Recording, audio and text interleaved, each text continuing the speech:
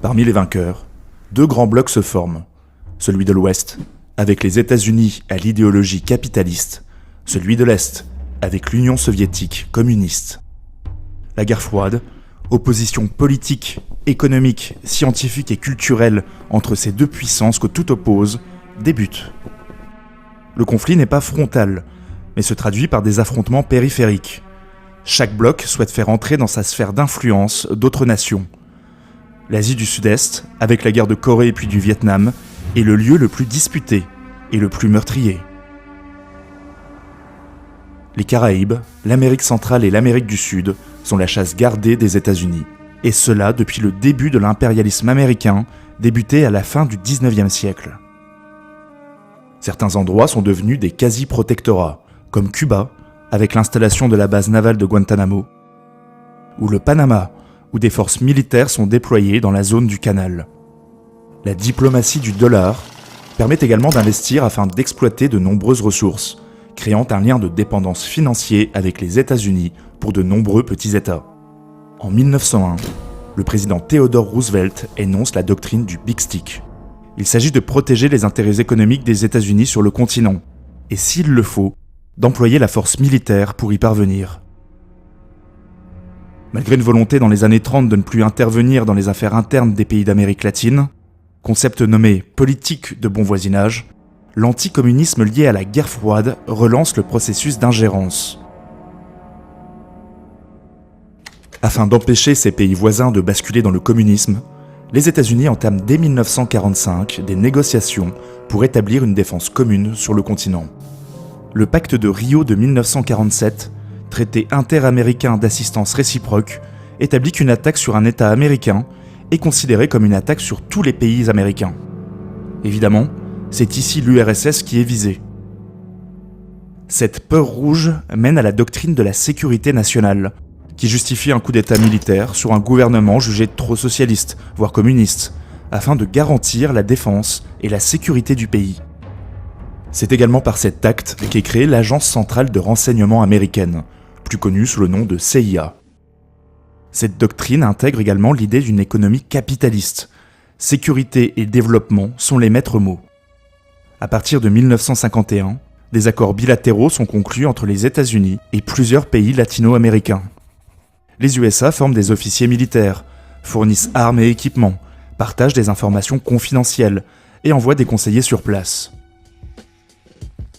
À Cuba, le renversement du régime de Batista, marionnette des Américains, par les troupes révolutionnaires de Fidel Castro, est un choc. Castro se rapproche de l'URSS, autorisant même l'installation de missiles soviétiques sur son territoire, provoquant la crise des missiles de 1962. La peur de voir le communisme se répandre, d'autant que Che Guevara souhaite propager la révolution dans toute l'Amérique latine, va justifier la mise en place d'États autoritaires, avec la complicité bienveillante de Washington. Chaque pays d'Amérique du Sud connaît des situations particulières, mais de 1964 à 1976, une lame de fond balaye le continent. Des dictatures, justifiées par la lutte contre le communisme, s'installent dans de nombreux pays. Cela débute au Paraguay en 1954. Dans une situation politique constamment en crise, 9 putschs entre 1935 et 1954, le général Stroessner réussit à définitivement s'emparer du pouvoir. Candidat unique à l'élection présidentielle, il se fait ensuite élire grâce à des fraudes électorales constantes jusqu'en 1989. L'état de siège devient permanent et toute opposition est réprimée. Au Brésil en 1964, le président João Goulart, qui tente des réformes sociales dans un climat inflationniste, est renversé par un putsch militaire, soutenu financièrement par la CIA. Le Congrès est dissous, la Constitution suspendue, un centre d'instruction important, afin de lutter contre les révolutionnaires dans la jungle, est créé. Des escadrons de la mort sillonnent le pays et écrasent toute opposition. En Bolivie, plusieurs dictatures militaires s'enchaînent depuis 1952. Après avoir écrasé la guérilla révolutionnaire menée par Che Guevara et assassiné le symbole de la révolution cubaine, un président socialiste est élu en octobre 1970, Juan José Torres. Le général Hugo Banzer, soutenu par le régime militaire brésilien et les États-Unis, dirige un coup d'État en août 1971. Opposition muselée, répression féroce, recevant même les conseils spéciaux de l'ancien nazi Klaus Barbie, réfugié en Bolivie, le pays devient un haut lieu du trafic de drogue. L'Uruguay connaît une instabilité économique et politique chronique depuis les années 50.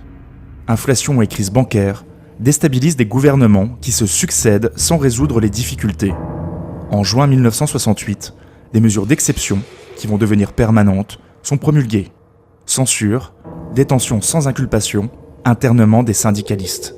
La situation est très tendue entre groupes d'extrême droite, soutenus par la CIA, et d'extrême gauche, dont le mouvement le plus connu est celui des Tupamaros, qui vont enlever et exécuter un conseiller militaire américain venu dispenser l'art de la torture aux forces armées uruguayennes. En 1970, le Parlement vote l'état de guerre interne. Un conflit entre le gouvernement et l'armée quant à la nomination du ministre de la Défense nationale conduit au putsch militaire de juin 1973. La Constitution est suspendue. L'armée poursuit, torture et exécute toute opposition. L'Argentine est en crise depuis 1955. Les coups d'État militaires se succèdent, et même au sein des forces armées, les tensions sont constantes entre généraux. Cette longue période voit l'apparition de nombreux groupes armés d'extrême gauche et d'extrême droite qui s'entretuent. Un climat de violence perpétuelle imprègne la société. Des élections démocratiques ont lieu en 1973, qui voient le retour de Juan Perón, premier président élu au suffrage universel en 1946, mais qui fut destitué par un coup d'État en 1955. Sa mort, en 1974, replonge le pays dans la crise. Afin de mettre un terme au chaos, le 24 mars 1976, un putsch militaire mené par le général Videla instaure une dictature. Enfin, le Pérou bascule dans le même type de régime autoritaire en 1975. Sans s'attarder sur les particularismes et les situations de chaque pays, toutes ces dictatures ont des traits communs. Arrivées au pouvoir avec le soutien discret mais bien réel des États-Unis, notamment par une ingérence économique et politique visant à déstabiliser le système, ou bien par le financement des armes et la formation de militaires à la répression, ces régimes s'inscrivent tous dans la volonté d'éliminer toute subversion communiste, en employant des techniques de guérilla, de torture et d'exécution. Les libertés civiles et politiques sont abrogées, la censure instaurée, et un climat de guerre permanent contre un ennemi intérieur relayé par la propagande. Étudiants, syndicalistes et intellectuels sont les cibles de ces régimes. Le cas du Chili, qui structure l'opération Condor, en est l'exemple type. La situation économique du Chili n'est pas la plus catastrophique d'Amérique latine, notamment grâce aux réformes du président Eduardo Frei, de 1964 à 1970.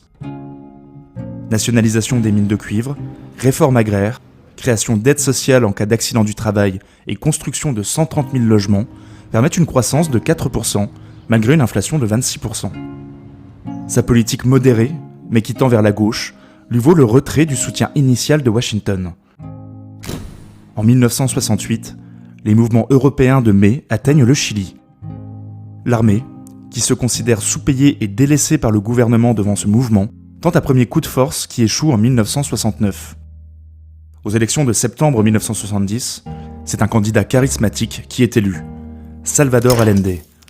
Il vise la mise en place d'un État socialiste par le processus démocratique, le chemin chilien vers le socialisme, comme il le nomme. Il est soutenu par le KGB financièrement, ce que les États-Unis ne peuvent ignorer. À Washington, Richard Nixon ne décolère pas. Il ne veut pas de ce fils de p*** d'Allende au Chili et souhaite lui botter le c***. Avant même la nomination d'Allende en tant que président par le Congrès chilien, les États-Unis manœuvrent afin de convaincre l'armée de renverser Allende. Mais le commandant en chef de l'armée, René Schneider, est profondément légaliste. Un enlèvement est organisé afin de placer un militaire plus en phase avec la politique de Washington. Mais l'opération tourne mal. Schneider reçoit 3 balles et meurt de ses blessures. Allende prend ses fonctions une semaine plus tard. Il poursuit la politique de Frei et nationalise les secteurs clés, banques, cuivre, agroalimentaire ou télécommunications, augmente les salaires de 40 à 60%, rend les cantines scolaires gratuites, construit des logements et bloque le prix de certains produits. La première année est un succès. L'inflation baisse, la croissance augmente. L'euphorie est de courte durée. Toutes ces mesures d'aubaine provoquent une crise économique en 1972. L'augmentation des dépenses publiques et la baisse des recettes fiscales font entrer le pays dans la récession.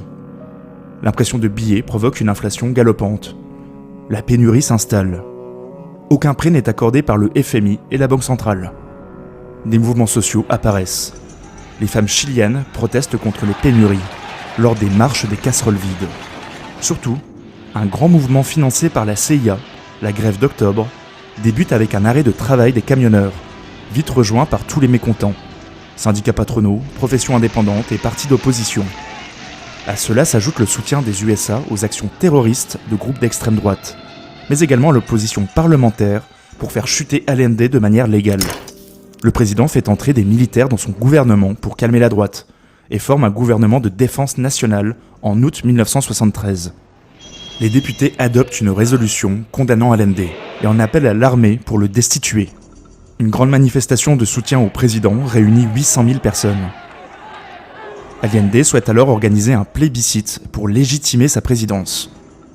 Après la démission de Carlos Prats, ministre de la Défense et commandant en chef de l'armée chilienne, Allende le remplace au ministère par un autre légaliste, Orlando Letelier.